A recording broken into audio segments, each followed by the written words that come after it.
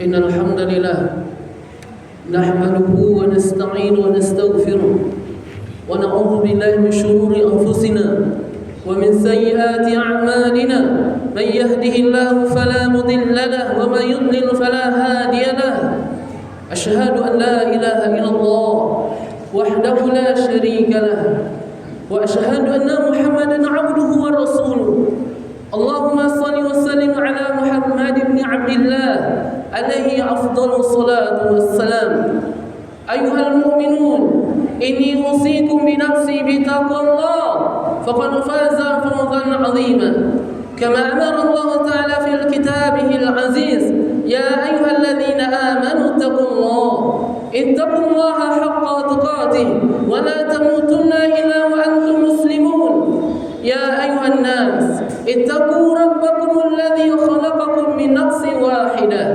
وخلق منها زوجها وبث منهما رجالا كثيرا ونساء واتقوا الله الذي تساءلون به والأرحام إن الله كان عليكم رقيبا يا أيها الذين آمنوا اتقوا الله وقولوا قولا سديدا يصلح لكم أعمالكم ويغفر لكم ذنوبكم ومن يطع الله ورسوله فقد فاز فوزا عظيما أما بعد فإن أصدق الحديث كتاب الله وخير الهدى هدى محمد صلى الله عليه وسلم kaum muslimin azani Allah wa iyyakum.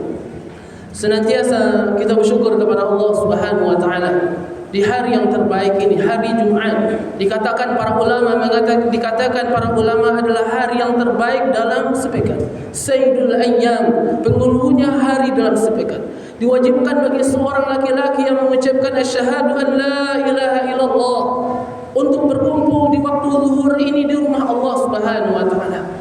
Untuk berbudiah kepada Allah Subhanahu wa taala, untuk menjelaskan bahwasanya dia adalah seorang muslim. Bersyukur kita kepada Allah Subhanahu wa taala atas nikmat hidayah kaum muslimin, sehingga kita dapat hadir duduk sebelum khatib naik mimbar. Bersyukur kita kepada Allah Subhanahu wa taala, Allah sempurnakan juga dengan nikmat kesehatan. Begitu banyak saudara-saudara kita sekarang terbaring di rumah sakit, tidak merasakan sehat afiat sebagaimana Allah takdirkan kita sekarang. Maka dari itu kaum muslimin yang dimuliakan Allah, bersyukur kita kepada Allah. Kita tingkatkan dengan takwa kepada Allah Subhanahu wa taala. Takwa adalah nasihat khatib Jumat demi Jumat. Ini adalah nasihat khatib. Ini usikum binafsi bitaqullah. Khatib mewasiatkan diri khatib sendiri dan kita semuanya untuk senantiasa takwa, tunduk mengamalkan Islam secara kafah, secara keseluruhan. Inilah takwa kaum muslimin. Takwa adalah sebaik-baik bekal dalam hidup. Allah Subhanahu wa taala mengatakan, "Wa tazawwadu fa inna khairaz zadi taqwa." Berbekallah engkau dalam hidup. Sebaik-baik bekal dalam hidup ini, kata Allah Subhanahu wa taala, pemilik langit dan bumi, kaum muslimin, takwa kepada Allah, mengamalkan Islam dalam hidup kita. Bukan sebaik-baik bekal dalam hidup ini engkau cari tahta setinggi-tingginya, tidak. Begitu banyak orang-orang kita kenal memiliki tahta tapi berakhir di penjara kaum muslimin. Bukan sebaik-baik bekal dalam hidup ini engkau tumpuk harta sebanyak-banyaknya, tidak kaum muslimin.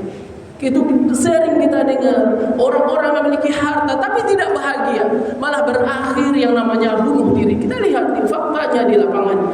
Maka dari itu kaum muslimin yang dimuliakan Allah, sebaik-baik bekal dalam hidup ini takwa kepada Allah, mengamalkan Islam dalam hidup kita.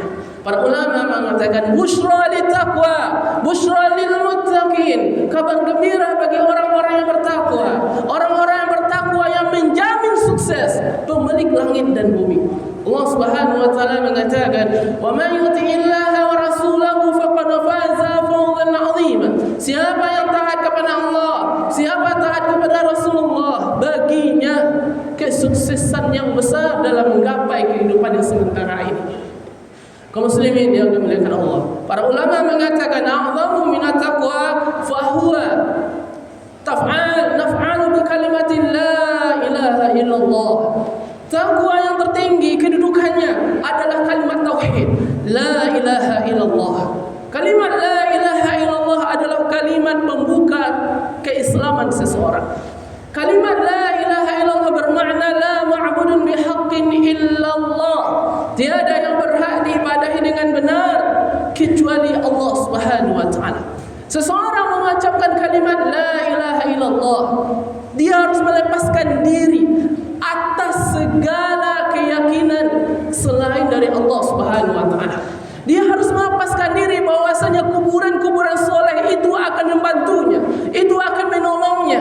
Yang terbanyak kita lihat di negeri kita, orang meminta kepada kuburan, orang-orang yang telah meninggal dunia atau kuburan keramat.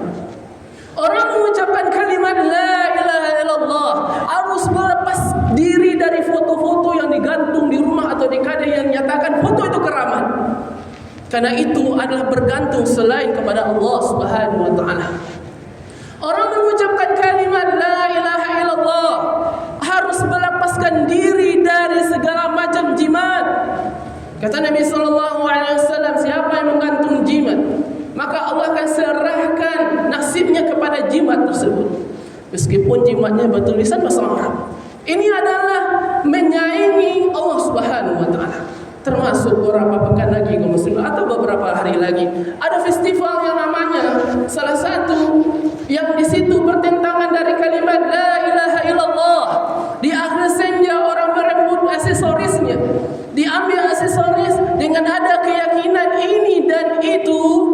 Ini bertentangan dari kalimat la ilaha illallah. Lihatlah di akhir senja nanti, di hari Ahad, orang merebut barang itu dengan keyakinan ini bisa ini, bisa ini, bisa itu. Kaum muslimin, kalau kita kaji terhadap kalimat la ilaha illallah ini bertentangan sekali.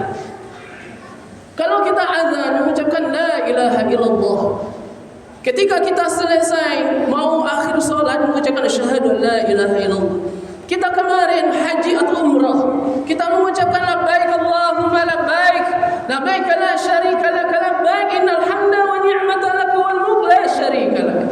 Adalah memberikan ibadah hanya kepada Allah Subhanahu wa taala.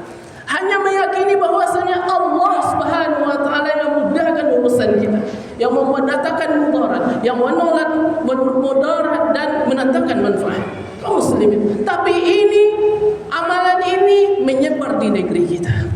Kaum muslimin yang dimuliakan Allah, sekali lagi kita ingatkan anak-anak kita, kita ingatkan dosana atau kaum muslimin, barang-barang itu tidak akan bisa memberikan manfaat kepada kita sedikit pun. Andai barang itu kita bakar, mungkin dia tidak bisa menjaga dirinya sendiri kaum muslimin. Bagaimana barang itu bisa diletakkan di sawah, bisa menyembuhkan tanaman, menghadapi palasi dan segala macam. Tidak benar demikian. Bertentangan dari tauhid, bertentangan dari takwa, bertentangan dari misi para nabi dan rasul. Allah Subhanahu wa taala mengatakan di dalam Al-Qur'an, "Wa laqad ba'atsna fi kulli ummatin rasula an ya'budullaha wajtanibut taghut."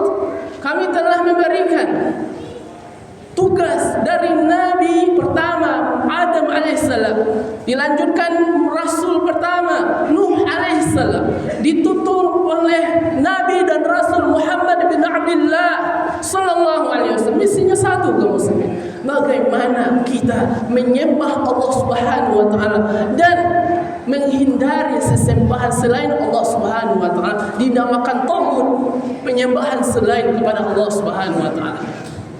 Kaum muslimin yang dimuliakan Allah, maka khatib mengingatkan kepada kaum muslimin semuanya, senantiasa kita bertakwa kepada Allah. Ada amalan yang disunnahkan Nabi sallallahu alaihi wasallam tanggal 10 Muharram bulan ini.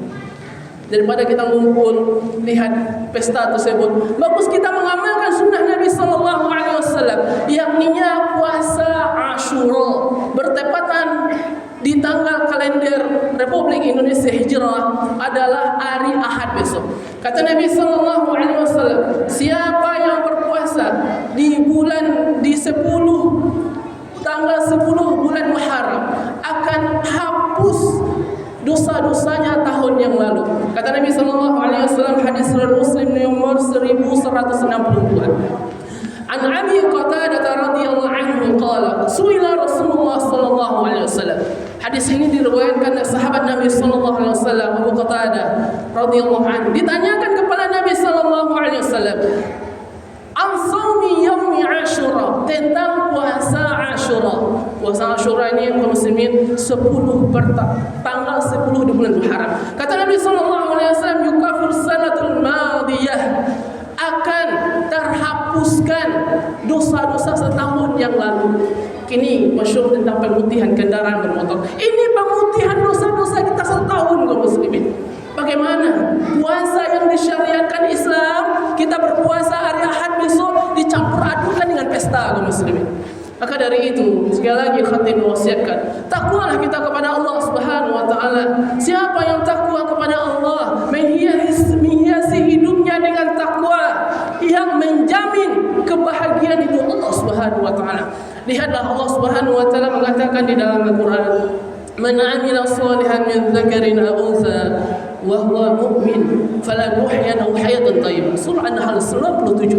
Siapa yang beramal soleh, laki-laki dan perempuan, dalam keadaan beriman, sungguh kami hidupkan di dunia ini dalam kehidupan yang baik. Sekali lagi, di bulan Muharram bukan bulan yang berpesta pora, tapi bulan ketaatan kepada Allah Subhanahu wa taala. Fa'tabiru ya ulil absar la'allakum turhamun.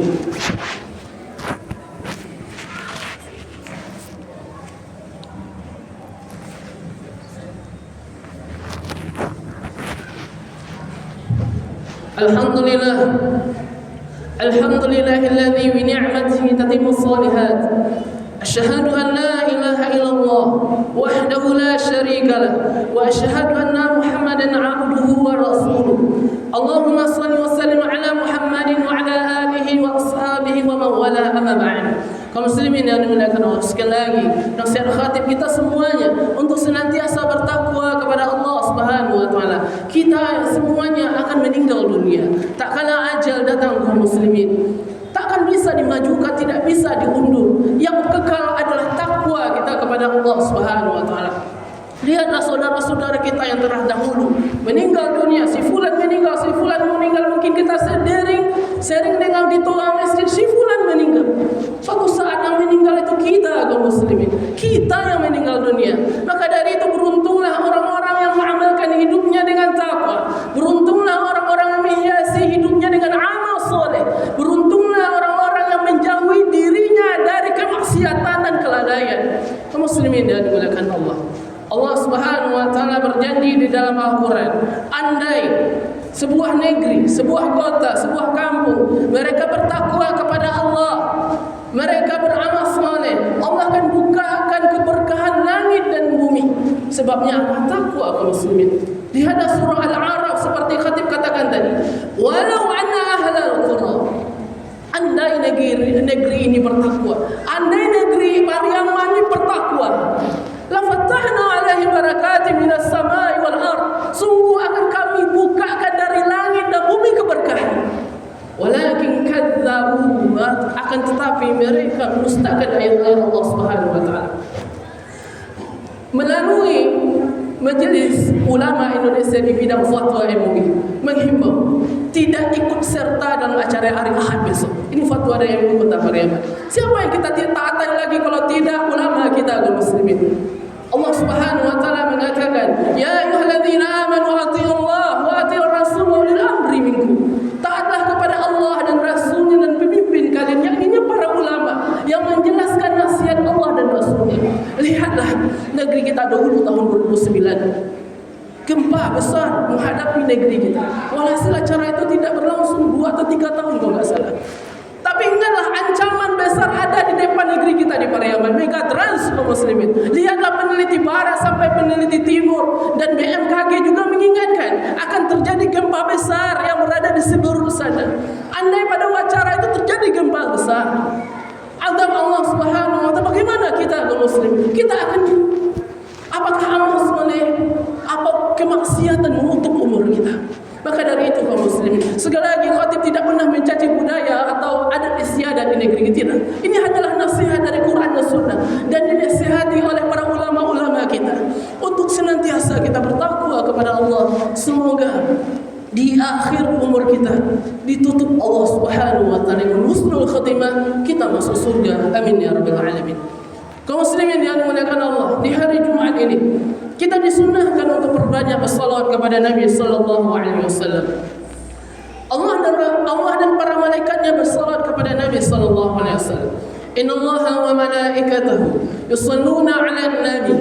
Ya ayyuhalladzina amanu sallu 'alaihi wa sallimu taslima. Allahumma salli 'ala Muhammad wa 'ala ali Muhammad kama shallaita 'ala Ibrahim wa 'ala ali Ibrahim innaka Hamidum Majid. Allahumma barik 'ala Muhammad wa 'ala ali Muhammad kama barakta 'ala Ibrahim wa 'ala ali Ibrahim innaka Hamidum Majid. اللهم اغفر للمسلمين والمسلمات والمؤمنين والمؤمنات الأحياء منهم والأموات برحمتك يا واهب العطيات.